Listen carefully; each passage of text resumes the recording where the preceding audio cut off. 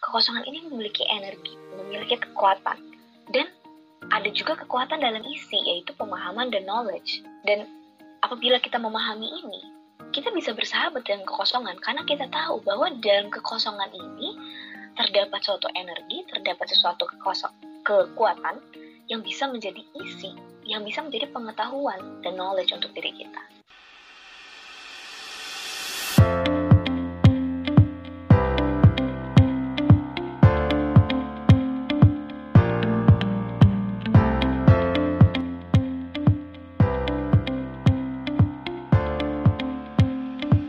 Sama juga seperti kita bernafas. Ketika kita bernafas kan pasti kita tidak menghirup terus kan. Kalau kita menghirup terus dan tidak exhale, ya kita akan mati pastinya. Sama juga seperti jiwa.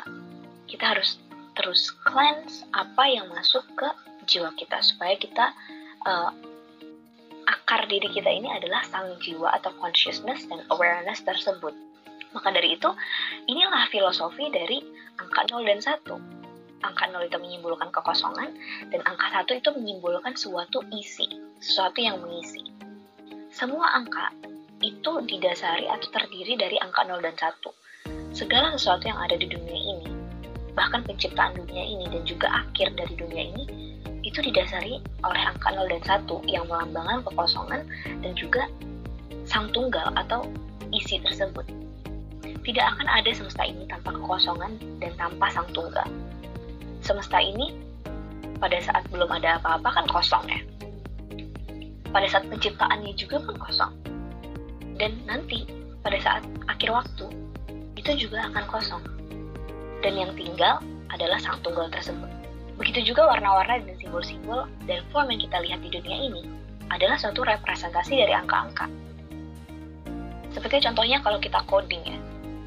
Jadi kalau misalkan teman-teman yang tahu coding ini pasti tahu. Gini, gambar bahkan warna itu terdiri dari angka binari 0 dan 1. Jadi pixel dari gambar, pixel yang membentuk warna, yang membentuk gambar tersebut, itu dasarnya merupakan angka binari 0 dan 1. Seperti itu juga lah dunia kita yang dipenuhi oleh warna, yang dipenuhi oleh form ini. Itu semuanya berdasarkan pada angka 0 dan 1, yaitu kekosongan dan sang tunggal tersebut. Jadi segala sesuatu ini didasari oleh elemen Tuhan dan juga kekosongan, termasuk diri kita sendiri. Kekosongan ini diri kita ini memiliki kekosongan, dan ada pula yang mengisi. Dan di situ pun ada kekuatan. Jadi kekosongan ini bukannya tidak memiliki kekuatan ya. Kekosongan ini memiliki energi, memiliki kekuatan. Dan ada juga kekuatan dalam isi, yaitu pemahaman dan knowledge. Dan apabila kita memahami ini, kita bisa bersahabat dengan kekosongan, karena kita tahu bahwa dalam kekosongan ini terdapat suatu energi, terdapat sesuatu kekuatan yang bisa menjadi isi, yang bisa menjadi pengetahuan dan knowledge untuk diri kita. Jadi kita jangan takut, dan jangan takut akan kekosongan, karena kekosongan tersebut sangat kita butuhkan untuk jiwa kita. Sang tunggal atau kecerdasan semesta atau the reality ini merupakan sesuatu yang tidak terbatas, tidak terwujud dan tidak terpikirkan oleh pikiran dan jiwa kita yang terbatas. Karena pikiran dan mind dan juga jiwa kita ini kan terbatas kan. Nah, dalam kesendirian dan dalam sepi, mulailah sang ruang kosong itu menunjukkan kemampuannya dengan kodrat Tuhan.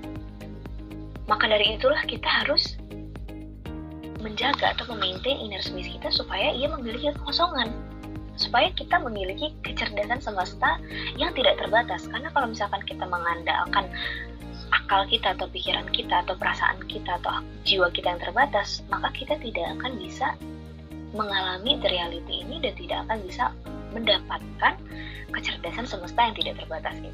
Ketika alam semesta pertama kali diciptakan, kecerdasan ini muncul sebagai energi semesta. Energi tersebut kemudian memadat menjadi materi semesta. Sama seperti ketika di outer space itu tidak ada apa-apa, hanya ada gas, dan kemudian gas ini memadat, gitu ya, memadat dan juga menjadi planet. Sama juga seperti bagaimana energi semesta ini memadat menjadi materi semesta. Jadi pada dasarnya, partikel yang terkecil di alam semesta ini dimulai dari kekosongan. Segala sesuatu yang ada di alam semesta ini memiliki elemen kekosongan. Dasarnya adalah kekosongan. Yang mengisi ruang kosong tersebut adalah energi yang memadat. Jadi kekosongan tersebut berubah menjadi energi yang memadat yang mengisi suatu ruang kosong tersebut. Jadi pada akhirnya semuanya itu adalah, segala sesuatu di dunia ini adalah kecerdasan semesta yang tak terbatas. Jadi alurnya adalah kekosongan, lalu kecerdasan semesta yang menjadi partikel yang terkecil tadi, kecerdasan semesta yang tidak terbatas tadi, dia menjadi energi semesta, lalu dia memadat menjadi materi, namun pada akhirnya kembali lagi, materi itu memiliki kekosongan. Jadi akhir-akhirnya kembali lagi kan pada kekosongan tersebut gitu. Jadi pada dasarnya kita semua memiliki kekosongan. Semua elemen di dunia ini didasari oleh kekosongan. Energi materi semesta ini bahkan adalah kekosongan. Gitu, keseluruhan hidup ini dimulai dari kekosongan. Kemampuan mencipta sebagaimana Tuhan, maksudnya kemampuan mencipta seseorang seperti bagaimana Tuhan mencipta itu terjadi atau bisa terjadi pada saat seseorang tersebut siap untuk menghadapi kekosongan tersebut. Pada saat orang tersebut memasuki dimensi hening total. Dan bagaimana caranya supaya kita bisa memasuki dimensi hening total tersebut?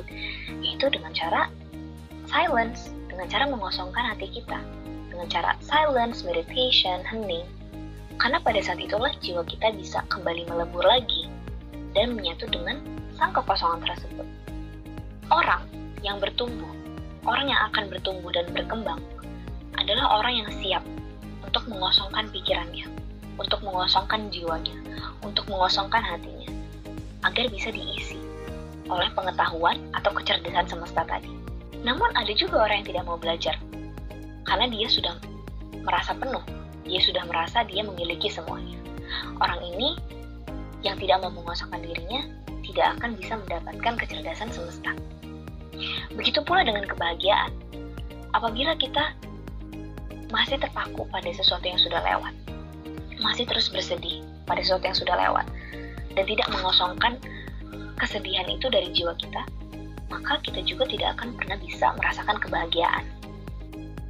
Sama juga seperti kebahagiaan, kalau kita masih terus saja terikat oleh euforia, terikat oleh kesenangan, dan tidak mengosongkannya, maka kita tidak akan tahu bagaimana rasanya kesedihan atau tidak akan tahu bagaimana rasanya kebahagiaan yang abadi. Jadi buah dari ketekunan atau sadhana serious seeker ini bisa menjernihkan diri dari ilusi, dari endapan emosi destruktif, dan juga dari karma buruk.